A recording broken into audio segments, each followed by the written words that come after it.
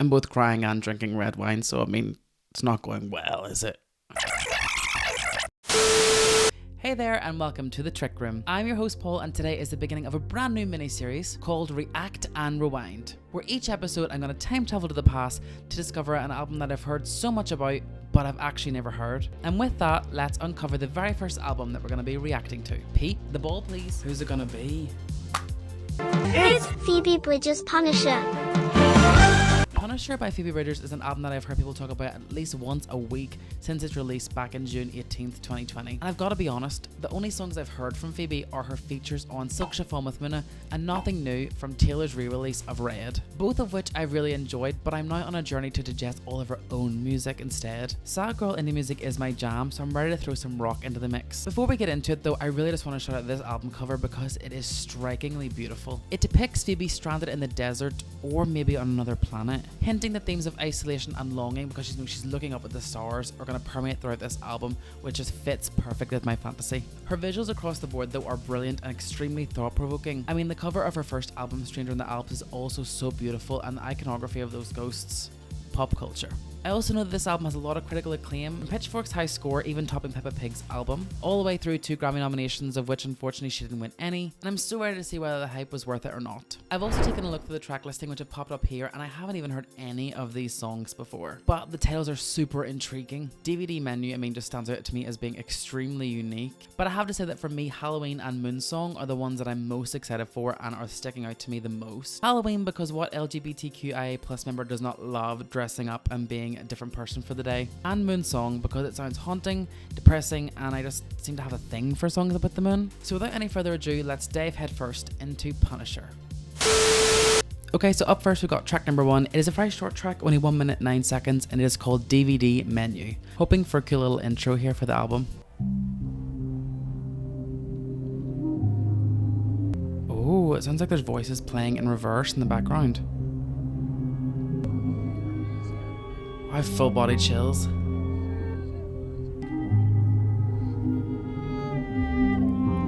This sounds like a horror movie, which with Halloween being a title makes sense.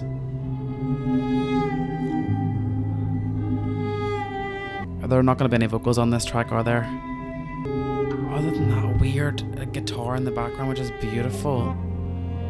I heard a breath there as well, as if she's getting ready to finally tell the story. Oh, I love the fact we're getting kind of a concept with this album. Like, it's starting out with the DVD menu. If you're old enough to have seen a lot of DVDs back in your time, like I have, the DVD menu for movies and TV shows was so cool because it'll let you pick what chapter you're going to watch. It'll let you really set out like where you wanted to dive in, and I can imagine that this album is sort of like her being able to jump into any of the songs at any given point and tell the same story is what I'm getting. I really miss DVD menus. I mean, the one for The Ring when I was younger, I remember really specifically being scary, eerie, the music was really good. It actually reminds me a lot of this track too.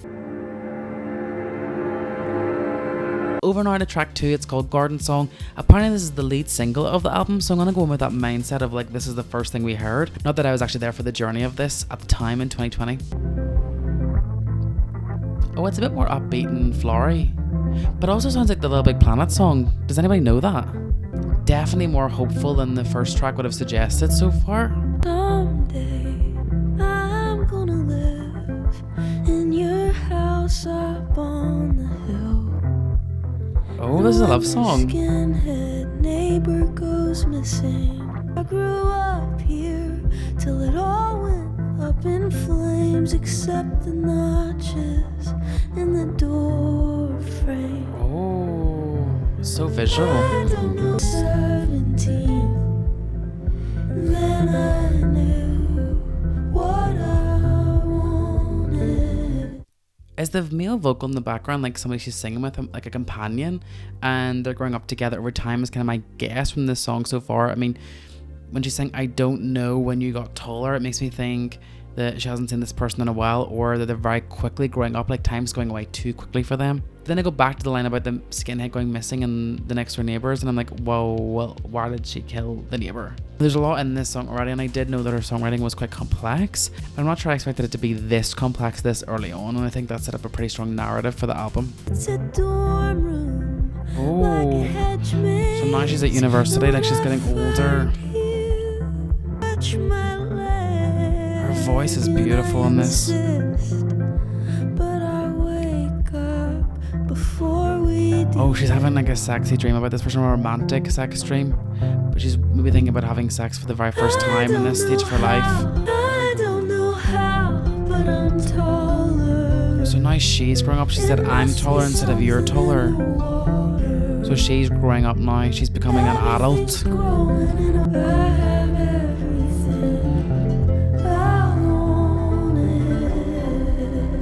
She's content at the end there. I have everything I wanted.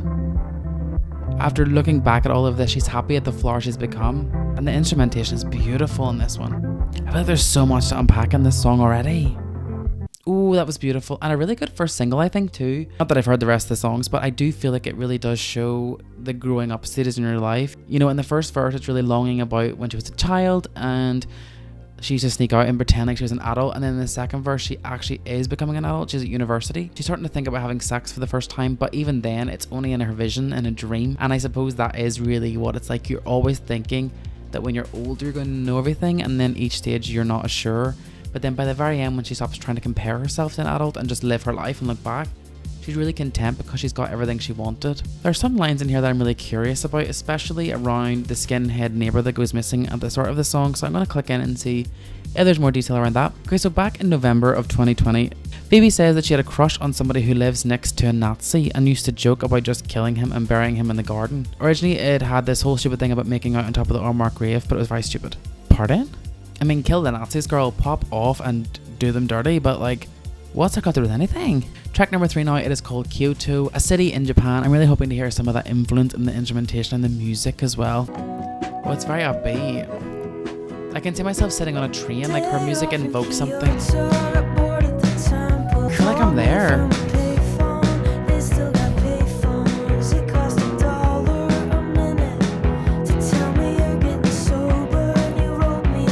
Who's she talking to here?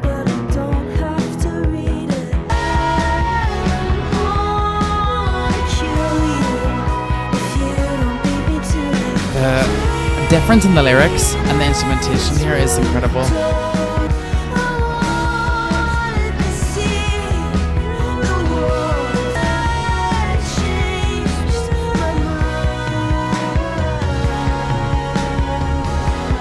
Oh, that lyric there, I wanted to see the world and then I flew over the ocean and I changed my mind. Oh, that one kind of is rough. That hurts.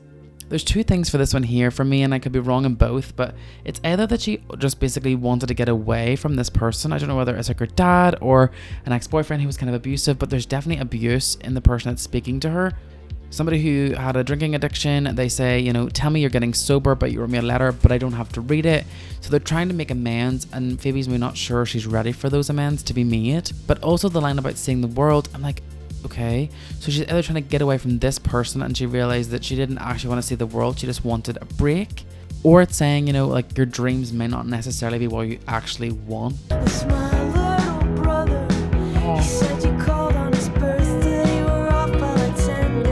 this is about her dad.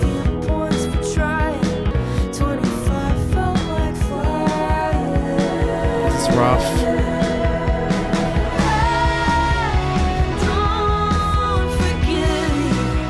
Doesn't forgive him.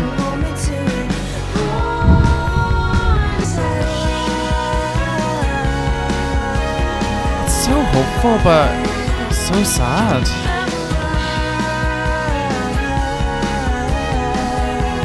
So is she lying about forgiving him? Or is she lying about hating him? Or both? I'm really surprised at the type of music she creates. It's as thought-provoking as I thought it was going to be, but it's more upbeat than I thought it was going to be so far too. This one really hits home a lot around substance abuse and being raised by a father who is actually unable to provide and do what they're supposed to do because they're too busy lying and looking after themselves. She talks about her brother's birthday when the dad forgets to ring, at least he's 10 days late, but even that is given some credit that he's trying, so it does show the extent of, I suppose, abandonment and loneliness that she feels, which does even link into the album cover and being isolated and deserted as well. Another beautiful and really honest song here. Track number 4 now, it is Punisher, the title track of the album. Beautiful instrumentation there. I go to the store for nothing. House where you lived with Snow White. Wow. No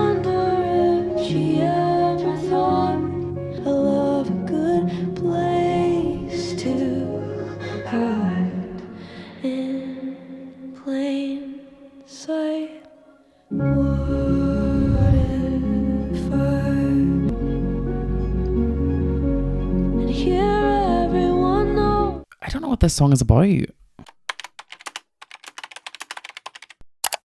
Okay, so Punisher is the title track from her sophomore album, written about her musical hero Elliott Smith, who I've never heard of. I mean, he could be walking down the street, I wouldn't know a thing.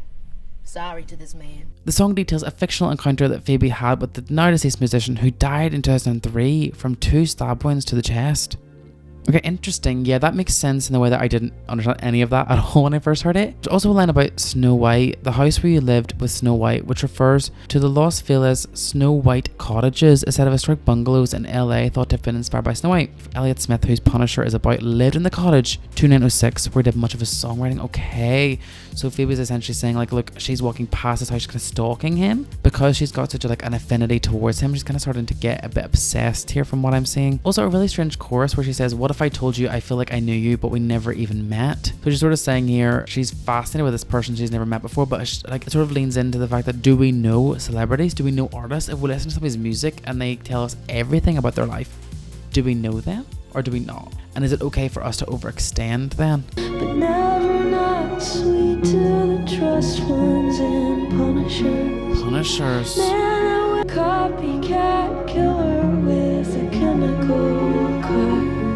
So she's saying here she's either a copycat by looking like Elliott Smith or giving herself so much bleached hair for trying to be a good super fan. It's for the best. I can't open my mouth and forget how Her to voice is beautiful there, and there's like a chorus in the background of them. wouldn't know where to start, wouldn't know when to stop. Oh, that outro was insane. The stop, boom, full stop. And I'm starting to get the picture that Phoebe is saying that a Punisher is like a super fan, someone who is overly invested in the celebrity's life, like we said.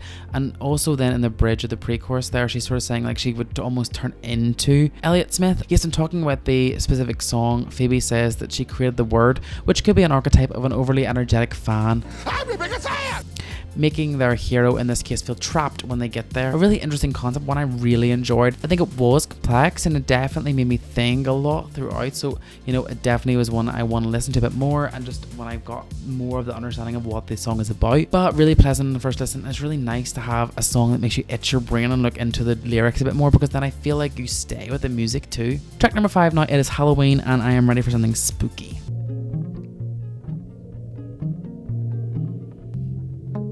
Really eerie backing, isn't it? Hate living by the hospital.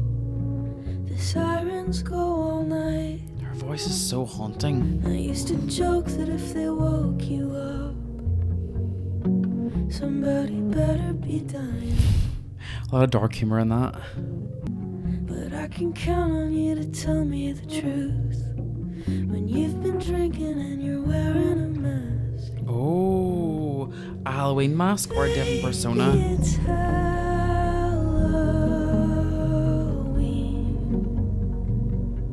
and we can be anything.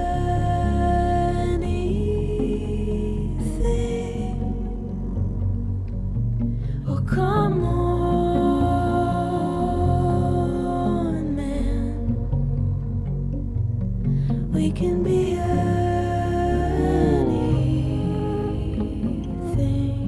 Yeah, this one for me is all around like trying to make something out of something that's dying. You know, in the chorus she's saying like it's Halloween, we can be anything we want to be, we can dress up, we can be different people, we don't need to do the same mundane thing. And then when she says like, oh come on man, she's shaking them to be like, look, let's revive this a little bit. You know, like how like dead or low energy the chorus is and monotonous too. I feel like it symbolizes the fact that this relationship is over.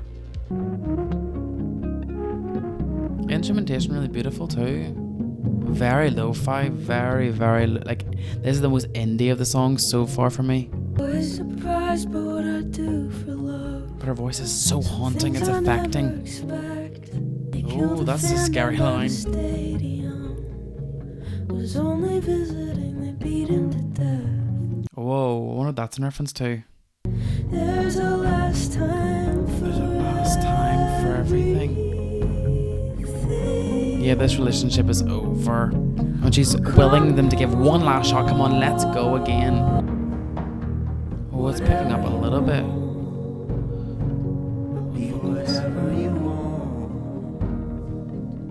Who's that? I love that too. It's like, whatever you want, I'll be. Like, I'll do whatever it takes. Like, she's saying, like, look, let's give this one final go and I'll change. But also, you can just be whatever you want to be. You don't have to change, but I will. There is something just more sinister underpinning a lot of these songs, and I think the visuals help that from the very beginning, and the DVD menu as well. That one felt more like a long interlude to me than an actual song. Not to say I didn't like it, I just find it a bit more one note, which suits the song super well. I mean, the song really is all about a relationship that can't get going again. You know, you cannot inject life in it anymore, even when you're able to put a mask on and be something else. No version of yourselves are compatible anymore. I suppose it's quite sad to see the fact that Phoebe would change so much about herself to give it one last go. She'll be whatever the other person wants her to be. Digging a bit more into the line about the fan being killed, it's a reference to the killing of a fan at Dodger Stadium in 2003 after a dispute over the teams. I suppose that shows just how easy things are to throw away, like a life, over something so inconsequential, which might also stand to the fact that you can throw away a relationship over something so minute as well. You know, your whole, like, everything you've put into this relationship can go away. Really enjoy it, really thought-provoking. I just need more time with that one for sure. Okay, these first 5 songs have kind of emotionally drained me. I feel like they're very heavy and a lot to dig into. So I've got my trusty glass of wine here to top me back up, make me feel a bit more refreshed, a bit more zen when we listen to these other songs. And now we're on the track number 6. This is Chinese Satellite. Nice guitar at the start here. Beautiful instrumentation. I've been running around in circles. Her vocals are haunting on this album. Running out the morning birds with the same 3 songs over and over. Oh, I love that in the background. I wish I wrote it, but I didn't, so I learned the words. Oh, we've been there. Hum along till the feeling's gone forever. I love that line. I wish I wrote it, but I didn't, so I learned the words. Hum along till the feeling's gone forever. Have you ever found a song that you're like, oh, that's so me, I relate to that so much that I wish I'd written it? I mean, for me, it's gotta be, you know, Taylor Swift's New Romantic, as you can see up here. I love that song. I literally could go on about it forever. It's beautiful, romantic, so good, pop, like amazing. She mastered the genre with that song for me. And I wish I'd written it. Like, I wish that was me singing it, because it basically is. But what Phoebe's describing here is something that can happen. You listen to a song you love so much over and over that you get bored of it and the feeling goes. And it shows you that too much of a good thing can become a bad thing.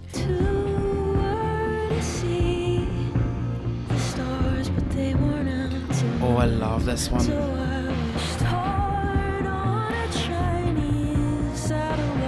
Whoa, this is like all about religion to me so far.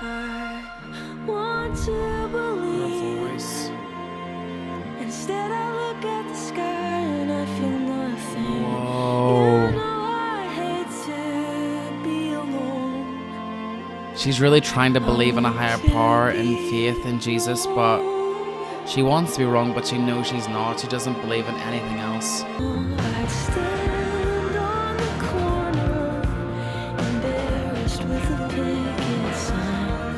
If it meant I would see you when I die. Sometimes when I can't sleep, it's just a matter of time before I'm hearing things. So I could. It's weird, like, this song is so incredibly deep. I suppose that lyric there that really triggered me was around, you know, I stand on a corner, embarrassed with a picket sign. If it meant I would see you when I die. And it's all around, you know, like, what you're willing to give up and the things you're willing to do if it meant that there was a heaven and afterlife, you know, a place you would see the person you love the most, because like life is not enough and you're willing to do things you don't even agree with if it meant that you fit in. If you campaigned, if you protested against other people to get what you want, you would do it. It shows how selfish people are, how selfish religion is, but also like so accurately sums up the benefits of it. The things that you want, the things that you do, the things that you're told will benefit you if you do it. You're going to be in the afterlife with the person you love as long as they agree. She wants to believe. If I go outside, I see a tractor beam coming to take me to where I'm from. I want to go And the image of the tractor beam is very similar to the front cover for me. It does feel as if she's in that space where she's in like a field, in a crop circle, and she's going to be abducted by aliens. That song alone is worth me listening to this album. It was impactful. All about wishing on a star, but even that's not real, so a wish on a Chinese satellite. You know, praying to something that isn't even there because it makes you feel happier, and it really is about why religion exists, why people flock to it so much, and why people are willing to do what they do as a result. That song was beautiful and brave and heavy. I just felt like it hit me like a ton of bricks, and I can't be sure that it's not the red wine. We're on to track 7 now. This is one I'm really excited for. It is called The Moon Song. Beautiful instrumentation again. Feels really freeing or something. I love the way those vocals come in there. You asked to walk me home, but I had to carry you. It's a love song. You pushed me in, and now my feet can't touch the bottom of you. Fuck. No. You couldn't have No. They don't love her like back. a dog with a bird at your door. Oh. This is amazing. This is beautiful. I think the lyric, "and you push me in and now my feet can't touch the bottom of you," is like one of my favorite lines I've heard in the last number of years. You know, like, this person coerced her in her mind to fall in love with her. You know, they were charming, they were really leading her on, almost like they really were a good person, like maybe it was a close friend. But then when she was in the water, in love with them, she was drowning. And now she's like a dog. She's, you know, at the front door holding the bird, something that person doesn't even want, just being like, "Look, I did something for you, I'd do anything for you, please be with me." Like, as somebody who's been on the other end of that unrequited love and that devotion that you would give for somebody, this hurts. Dreaming and you're singing at my birthday. She just wants him so badly. I could give you the moon, or I would give you the moon. I'm speechless. You're sick and you're married and you might be dying, but you're holding me like water in your hands. But you know the killer doesn't understand. Whoa. That song is literally artistry in terms of the way it's done. I mean, the lyrics there, I was pretty speechless throughout the entire thing, because it is a song that is about unrequited love, and that is not a new concept, but the way she's delivered this here is honest, real, raw, and so vulnerable. I love how she starts with a lot of water theming, you know, like he pushed her into the water and now her feet can't touch the bottom, she's drowning. But then when she actually is thinking about him at her birthday party and the celebration, it's nautical themed. And then at the very end, she's saying, you know, that he is holding her like water in his hands, but it's dripping out everywhere. Interestingly, like the moon song as well, the moon controls the tides and the water, and the moon is in control of the water, and he is the moon for her, and he's controlling her, but she doesn't care because she just loves him, even if he's with somebody else. It was beautiful. It was a beautiful, beautiful song. I don't know how we're going to recover from that, other than red wine, but we're over to track number 8, and it is Savior Complex. The instrumentation again is beautiful here. Her band is just absolutely phenomenal, and her voice. I drag you to the shore, sweating through the sheets. You're gonna drown Whoa. in your sleep. So they're in bed, they're having like night sweats because they're worried and they're stressed and overwhelmed.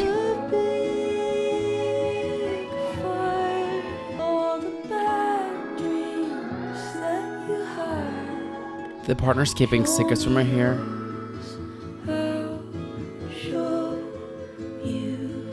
And Phoebe's very clearly saying, look, I'll tell you my secrets, you tell me yours, and we can actually be together. The secrets are getting in the way of this here. Baby, you're a vampire. You want blood, and Whoa! I'm a This person is draining the life out of Phoebe here, but she keeps letting them. She's promised. So many beautiful outros in this album. This one is particularly very fairy tale-like. Maybe showing she's looking for something a bit more wistful, a bit more dreamlike. To me, this just shows the level of damage that she's been through with other people, that she's willing to accept all these really bad behaviors from this particular partner. And she's saying, look, if you just be honest with me and just tell me how you feel, then I'll be able to relate to you and we can get through it. But also, the crux of it in the title of the song, she's got a savior complex. She wants to fix the other person, but will she really ever fix herself and address those issues? A really, really cool one. Track number 9, I See You Next. I'm excited to see if this is a play on the hospital, like intensive care unit, and also I See You. We see each other. I see, we see each other. We see each other. on the lawn. Ooh, a bit more upbeat, a bit rocky. Trying to get in the house. I'm thinking out loud. Love these lyrics. But I feel something when Ooh. I see you now. I love the rock influences in this one. If you're a work of art, I'm standing too close. Oh, See the brush strokes. that lyric, if you're a work of art, then I'm standing too close because I can see the brushstrokes. She's saying this person was beautiful and from afar looks really enticing and like a work of art, but when you get up close, she sees all the little details, everything that goes into it and the bits that are imperfect. She can see the inner workings and maybe she doesn't really think it's as beautiful anymore. And I suppose when you know somebody so intimately, when you're in this relationship with them, then maybe those negative things are not so positive. In the first one, she's pretty much saying, look, I'm laying down on the lawn, I'm not trying to get in the house anymore, being, you know, we're in a relationship, but I'm just going to give up because I can't get through anymore. But then in the refrain, she says, but I feel something when I see you now. She's not fully over it and she doesn't know what to do. She's so torn. I hate your mom. That's so brutally honest. When she opens her mouth, it's I used to like you. Now I can't even get you to play the drums. Oh, she can't even get to do anything anymore.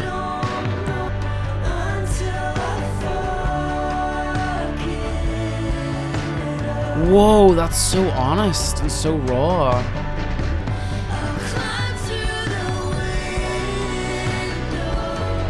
The production's beautiful.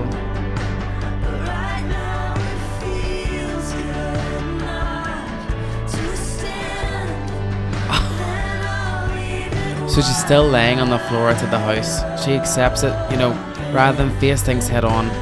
Better just leave it for now. Yes!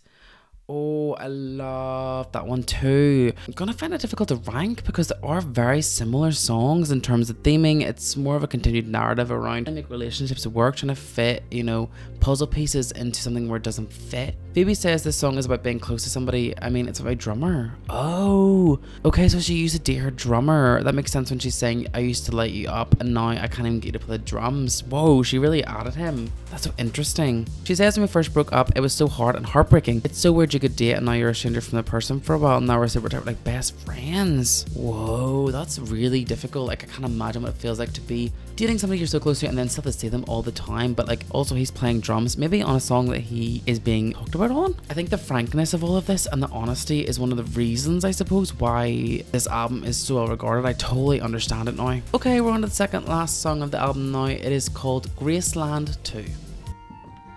I hear someone like running through the forest there and they're panting. Very country inspired. Yeah, I love a country song. This is very fearless to me already.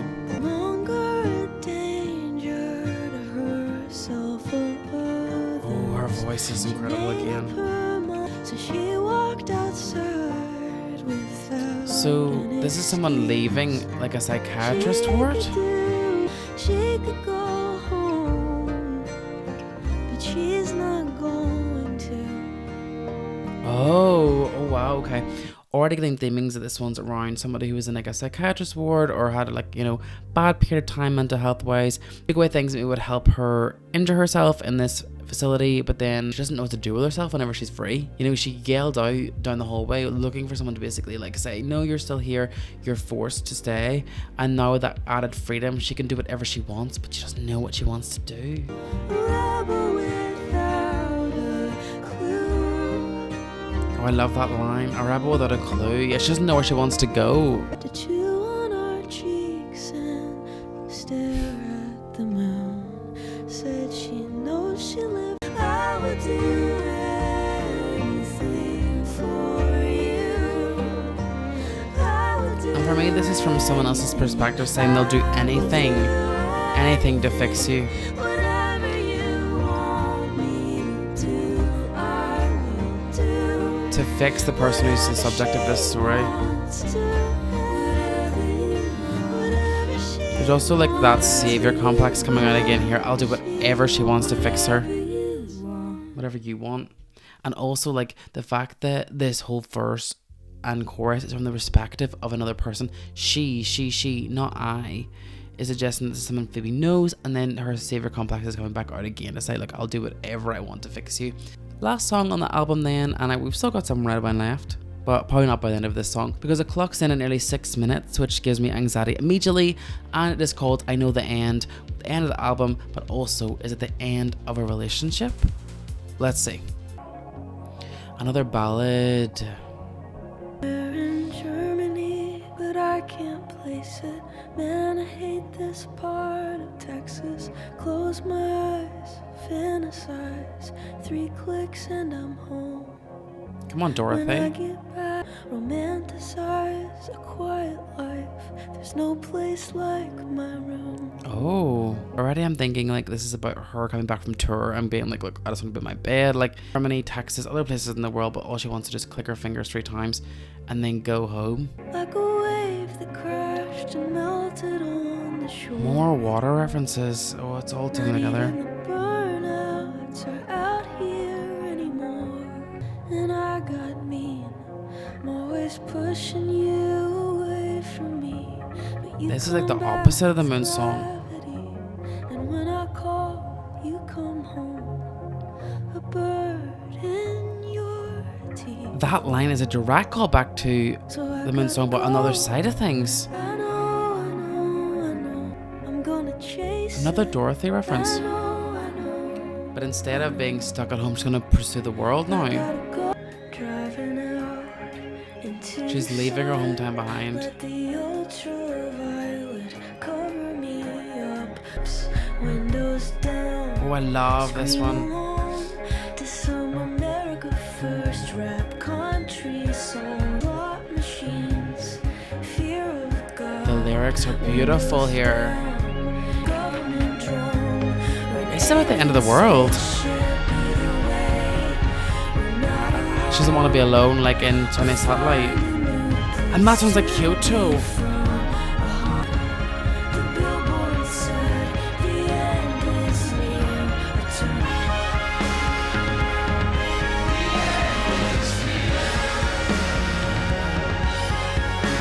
This is so like the end of the world, but instead of it being sad, she's happy, like it's euphoric. She's not alone. Or that if she is, that's fine. They're just building and building.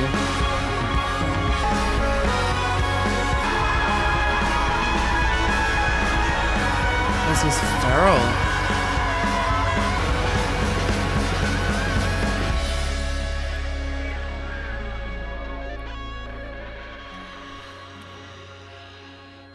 She's like lost her voice there, like she's unable to like scream anymore. It's cute.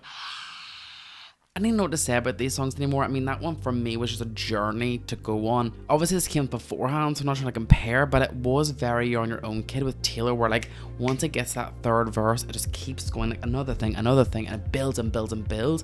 And that's the tension of the whole album, then building to this part where like they basically realize they're in the apocalypse. Phoebe says, I'm not going to be tied in my hometown, I'm going to travel the world, I'm going to see everything. And then these aliens come, or the world just ends. And then she's like, okay, well, come and get me then. I don't care if it's the government taking us down or if it's an alien presence. Whatever happens, happens. I'm buckled up and I'm ready for the ride. Because whatever it means I get to see what's at the end. Very similar to Chinese Satellite. Like whatever happens at the end, at least I'll be there to know. Or if I don't know, then I'll never know. And that has been our very first React and Rewind over here at the Trick Room. And what an album this was. I mean, whoa, I need time to digest all of these songs. It's a very heavy album, it's a very deep album, and there's a lot of thought and consideration in it as well. This is a smart album by a very smart artist, and I'm really intrigued to see whether Stranger in the Alps goes down this route or it is more restrained, because this felt like a lot of different pieces of explosions and commentary on loads of different areas, from faith, breakup, being controlled, wanting to be controlled, being in control, substance abuse, daddy issues. There was just an endless stream of things, but it didn't feel incohesive. It felt very tied together with Phoebe's very beautiful, beautiful vocals. I can totally already see why there was so much fanfare around this album. I'm definitely a sucker for any songs that relate more to peril, heartbreak, perpetual loneliness. I felt like for such a big stretch of my life that was where I was headed, but it's so nice now to be on the other side of that and see that they're all fleeting emotions, but in the moment they're entirely real. There are definitely themes in there that everybody can relate to. I'm still thinking about the Garden song. Like, it really was impactful, and it was sort of a summary of the full album in terms of how you grow with somebody else and also move past some of your darker deeds. And over here you can see my final ranking of the album after a few listens. Definitely after my first listen, at the top will be songs like Garden Song, Chinese Satellite, Moon Song, Savior Complex, and I Know the End. All incredible songs. Down at the bottom, songs that I wasn't as fussed on would probably have to be Halloween and ICU, maybe Graceland 2 as well. I thought they were really good, but maybe just didn't reach the high heights of the other songs, and that's fine. But I definitely need more time. Like, they could change from then. I'm so excited to be on the Phoebe Bridgers journey now. I really want to keep listening to more of her albums.